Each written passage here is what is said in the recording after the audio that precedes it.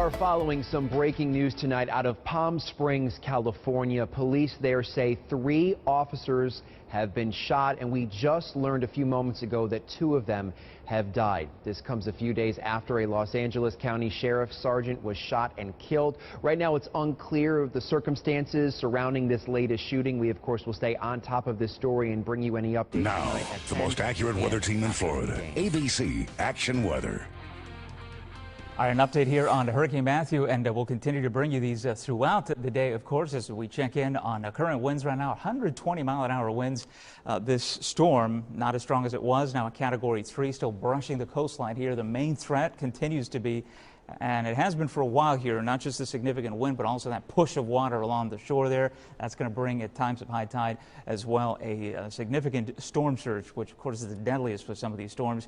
There we go, as it hugs the coastline, headed up towards Jacksonville by tonight, right? So this thing is not going to stall or anything. It's going to keep moving to the north. It's just so very close that it's going to cause some significant damage as it does that because of its proximity here. Now, the hurricane force winds extend out to about 50, 60 miles. So staying a little bit further offshore makes a huge difference as far as how much damage we get, which is what we've been talking about the last couple of days. Also this, 33-foot waves. Do you imagine that? That is headed in. Now, this is not a storm surge. We're not going to get 33-foot storm surge coming in. Just an indication of what is being generated by that push from the east from the storm.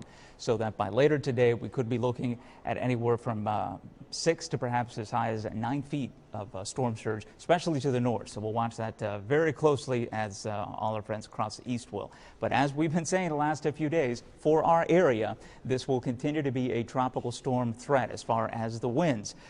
30, 50-mile-an-hour winds certainly could cause some power outages, and that's still the main threat, I think, for our interior counties, especially a little further to the north, perhaps there as well, but really concentrated as you are closer to the stronger winds, which are closer to the storm, which is a little further east now, right? So the yellow, that is just some gusty winds as we head through later today. I don't think we're going to have an issue.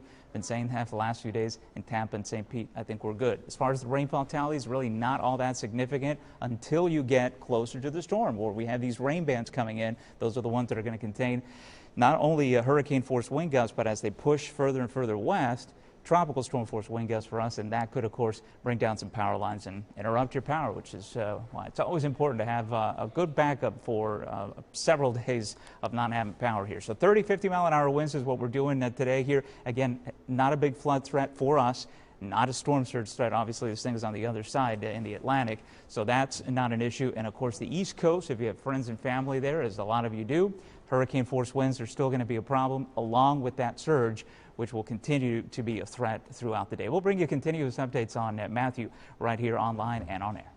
St. Augustine is definitely not the place to be. Conditions worsening by the minute. Many areas around the downtown reaching water levels far above what we're seeing here. Now, despite these dangerous conditions, some folks still refusing to leave. Joe Tringali spent the night looking over his 25-year-old store. At his side, his trusted companion, Sherman. But as he kept watch, other St. Augustine families packed up and left town.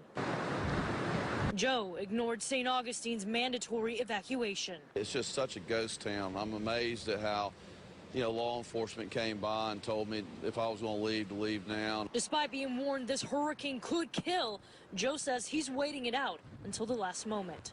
The rain and wind a priority behind his business. I'm concerned that we're going to flood pretty well inside this store. But during our interview, the water flooded the street in front of his store.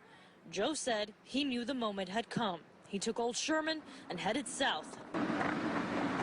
Just down the street, I found these guys, hard to miss, wearing beach shorts in the middle of a Category 3 hurricane.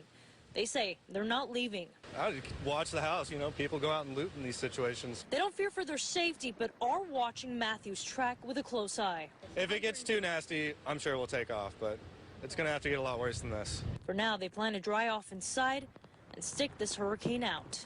Now, the ones staying tell me they are hunkering down. They will risk all of this flooding, but they tell me what they won't risk are the road conditions right now.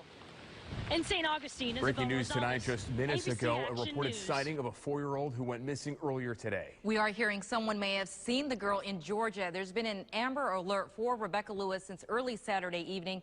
ABC Action News reporter Kara Mashik is following the investigation. She joins us now live from Lakeland. And Kara, what do we know about this sighting? All we really know so far is that it sounds like a witness may have spotted the two people with that silver Nissan, the little girl Rebecca and the suspect West Wild Hogs, in that silver Nissan that they put the Amber Alert out for earlier tonight in Forsyth, Georgia, which is about 5 hours north of here on I-75. And it looks like that an electronic debit card or possibly a food stamp card may have also been used by the suspect, and that's how they're now trying to track both of these two down. And of course, right here at the scene where all of this first started, where the family lives, the Polk County Sheriff's Office has 2 mobile command units set up out here. They're going to be working around the clock, tracing down every single one of these leads in hopes that it does lead to Rebecca Lewis coming back here home safe. If there's anyone out there, anywhere that can help us bring Becky back home, please bring her home to us. An emotional plea from the grandmother of this 4-year-old little girl, Rebecca Lewis. Becky was last seen sleeping around 9 Saturday morning by her older sister. When she wasn't in bed just before 10, the family panicked and started searching their neighborhood. But after an hour with no sight of her, the family called 911. We responded, and we've been out here ever since. Deputies have been combing every inch of the Lazy Daisy RV mobile home park in Lakeland off US 98 where the family lives. They've also questioned every neighbor, searched homes, and checked in with local registered sex offenders. She's a beautiful blonde-haired little 4-year-old baby that just loves anybody and anything. Unfortunately, she does not meet a stranger, and that's probably the worst thing that can happen right now. Investigators say a former family friend whose legal name is West Wild Hogs, formerly Matt Pybus, showed up at Oma Mae Lewis's house last night out of the blue. Hogs hadn't been seen by Lewis or any of the family members for over 2 years. Neighbors at Lazy Daisy spotted him driving a silver Nissan Versa like this one. The deputies say his mother had reported stolen. They now worry he could have driven off with Rebecca back to his home state of Alabama. We don't know if he has intentional harm planned for this little girl, but he didn't have permission to pick her up. He doesn't have permission to keep her. Rebecca's family begging for Hogs or anyone who has seen Rebecca to come forward now. If you're out there and you are with Becky, please call me, tell me where to come get her. I love you, baby. Just bring our baby back home to us. And of course, in these cases, it's so important to get those photos out there, especially if you know someone in Georgia or Alabama. Be sure to share this with your family and friends. We've got it posted right there on our Facebook page and on our Twitter feed, so be sure to hit share or retweet it. So hopefully this little girl will be brought home safe here to her family. Reporting live from Polk County. Well, new at 6, one person is dead after they were found in a burning car in Milford. It happened right around 10:30 last night near the Audubon Society on Milford Point Road. The fire officials say the body was found in the passenger seat after the flames were put out. The identity of the person has not been released. Well, now to a developing story from Meriden tonight. Police are looking for the driver who hit and killed a mother as she and her daughter were crossing the street. It happened right around 8:30 last night on Springdale Avenue, right near Lewis Avenue. News 8's Renee Schmiel talked to a man who ran to help that mother. She joins us live from the scene with the very latest. Renee. Brian, the mother and daughter were trying to cross Springdale Avenue when a car headed in this direction hit them, and the driver didn't stop. The mother pushed her 7-year-old daughter out of the way just before the car hit, possibly saving her life. The little girl suffered minor injuries. Police have identified the mother as Dania Cejeno del Rosario, and she was taken to Midstate Medical Center and then airlifted to Hartford Hospital, where she died. Police are now looking for a dark-colored sedan that's missing a side view mirror. They believe it may be a Nissan. We spoke with a neighbor who got to the scene shortly after the accident happened. He said when he arrived, he saw the woman on the ground and she wasn't moving. I hope they find the driver.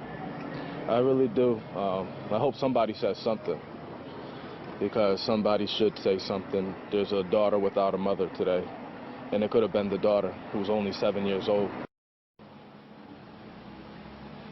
Police are now following up on several leads, and they're asking for the public's help. If you have any information about this accident, you're asked to call Meriden Police. Another teenage Schmiel, boy rather, is News 8. facing serious charges in a shooting outside a Groton restaurant. That shooting happened Sunday afternoon outside the 99 restaurant on Long Hill Road. Police say a 17-year-old boy was shot and had to have emergency surgery. His condition is not known right now. Another 17-year-old boy was already arrested earlier.